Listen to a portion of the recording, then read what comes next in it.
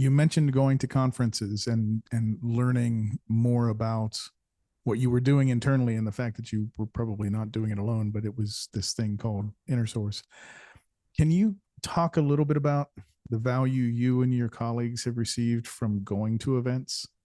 Because it's one that's very often difficult to articulate and is only really fully appreciated when somebody goes, because you don't know what you don't know, kind of thing. And so, how Yeah. do you how has that experience been, and what success have you had in fostering that participation and that it being worthwhile and not necessarily a boondoggle?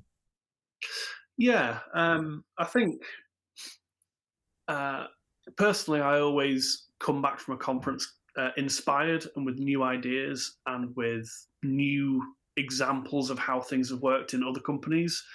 Um, you know, I think in this day and age, people move around companies a lot more, and I think people kind of get the value of that. Like people see that having people move around companies results in more innovation and more ideas coming to the table. Different perspectives. Because if you have a bunch of people who have worked for the same company for their entire lives and only ever seen how that company does things, you might be missing out on a whole bunch of ideas from elsewhere.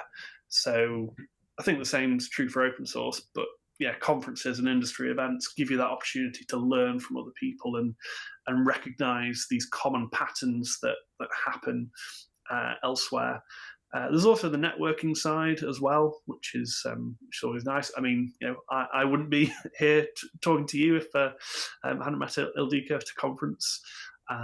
So yeah, that's the kind of value I get out of it in terms of attending.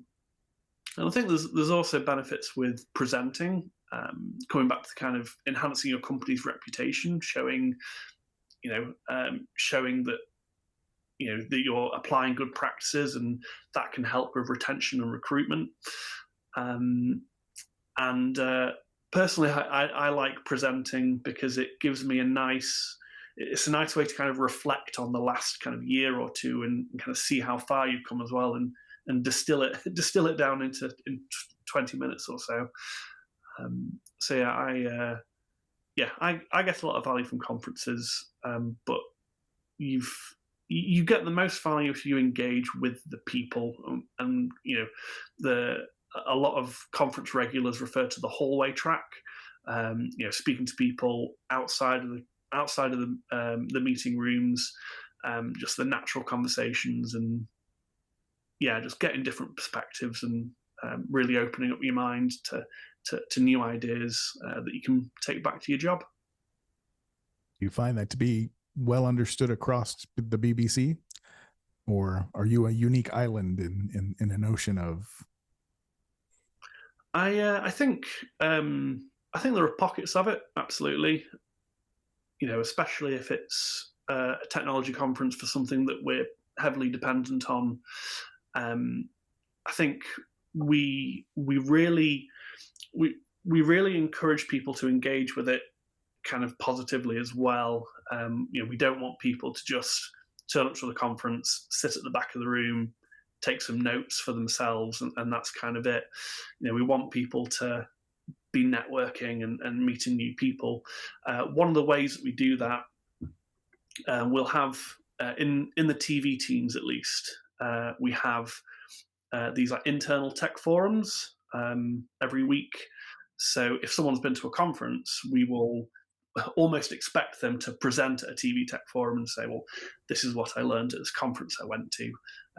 People could write a blog if they're not comfortable speaking, but yeah, we kind of if we're sending someone to a conference, we will kind of expect them to have some kind of feedback mechanism to share what they've learned and bring it back. The other side of it is, yeah, as I say, representing the BBC, even if you're not speaking. Um, I remember being at a Chaos Con a couple of years ago, and there's quite a few of us at this Chaos Con, but we made a point of joining different groups for the workshop. to make sure we didn't just make our own little group. And I was really really proud of everyone that came, because of each of the groups that there was a BBC person in, the BBC person stood up and represented their group at the kind of workshop roundup. So that's the kind of thing that we want to see people doing at conferences, rather than just being a passive consumer. So yes, it is valued as long as people are doing it in an engaged way and not just a passive consumption way. I love that. I remember, I think it was the Ice House Summit, OpenStack Summit, in Hong Kong, probably. And there were a few other people from Ericsson who attended the conference. And I remember going to a social event. I was the only person from the Hungarian office, and there was supposed to be another guy, but his trip was cut. So I went alone. So I felt frightened. I think that was my first overseas going east trip by myself. And it was over 10 years ago. So yeah, frightened little girl.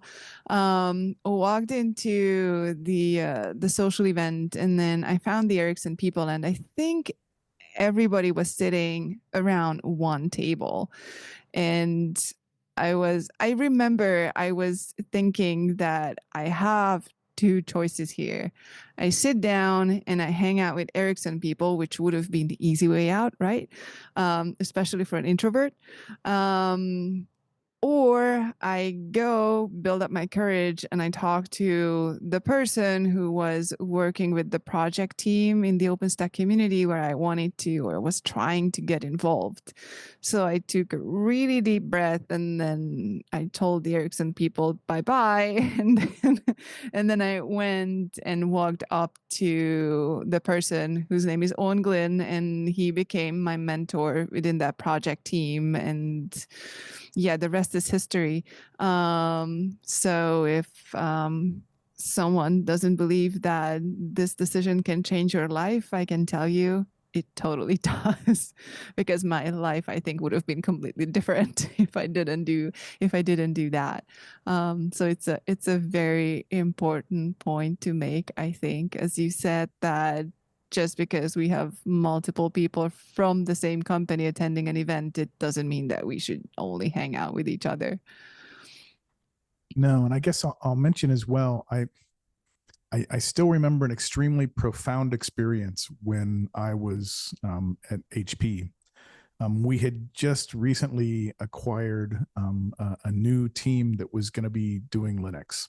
They had been doing DEC Unix. This is back when Compaq acquired DEC. HP acquired Compaq. So we had some really solid operating system developers. And we, the Linux team within Hewlett Packard, needed to grow. And so we'd actually brought these people in. We had two new managers that we brought in as well. And we were getting ready to send about 14 people to LinuxConf Australia in that year. I think it was in Sydney, either Sydney or Canberra.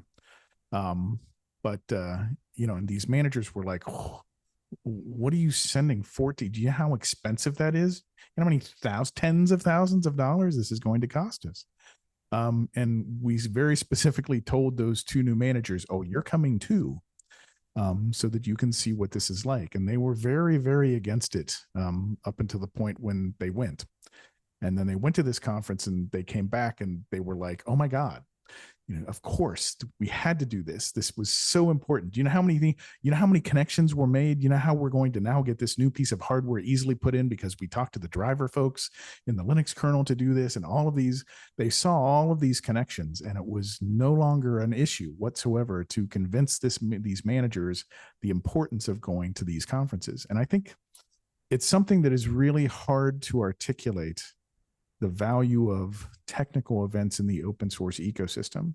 Because as you say, I mean, when you're trying to push something, this is the place where you present it to your peers in that project so that they can understand what you're trying to accomplish and the way you want to go about it. And you're seeking advice on how to make that happen. or it's your understanding and your learning about all the other things that are happening adjacent to things that you care about that you didn't know you cared about until you saw it. And then you're like, ah, yeah, that actually really matters to me as well. It's not like a typical conference, right? It's not like a trade show. It's not like, which is what most people think when they think conference, they think trade show with some talks, right? And that's not what this is. I mean, very often you'll see people hacking around a set of couches in the middle of whatever forum you're talking about. And so it's in that value, given that, you know, these are those external developers that you talked about earlier with Tao, right? Those external developers are, you know, those are your leverage for the software that you're building. And so those connections are extremely important, and that's where you make them. So I actually try to put it more commonly to managers how we're constantly trying to get our developers now back into the office after COVID, right? And that same interpersonal relationship, the same learnings that newer developers get from the old seasoned developers, and old seasoned developers learn more new ideas because they're just exposed to them. You know, in general, the improvement of the developers' capabilities are significantly enhanced by having them collaborate internally within an office environment. And it all goes the same with externally with all the new technologies that are coming out in open source. I think it's a really important point. Yeah, I was reading a little bit earlier about open innovation. So at the Inner Source Commons, we've been collaborating a little bit with the World Open Innovation, not network. I forget the group now, but yes, open innovation is this kind of idea that that openness is an innovation driver, essentially, and you know, trying to keep all your secrets to yourself within your company is not what's best for you in the long term. Don't know if I've explained that properly or not, because it was literally just a quick glance at a Wikipedia page earlier. But yeah, this idea of open innovation, I think, resonates a lot with what we do in open source. Yep. Just yet another way that open source is non-intuitive. I use that a lot, and this is another case where, again, being open isn't. It is more innovative than being closed, which, you know, if you think about innovation and differentiation, that is counterintuitive. Yeah, I mentioned Wikipedia before. That's often the kind of textbook example of you know, imagine one of the biggest software companies in the world creating an encyclopedia, and then imagine a community of unpaid people making an encyclopedia in the 90s. Who do you think is going to win? Yep. And you know, we've all seen the success of Wikipedia. So it's yeah, I guess we're far enough in the open source journey that we can see examples like that and go, you know, look, this stuff really does work. Yeah, openness is a value add, or well, value multiplier, not even a value add, it's a value multiplier.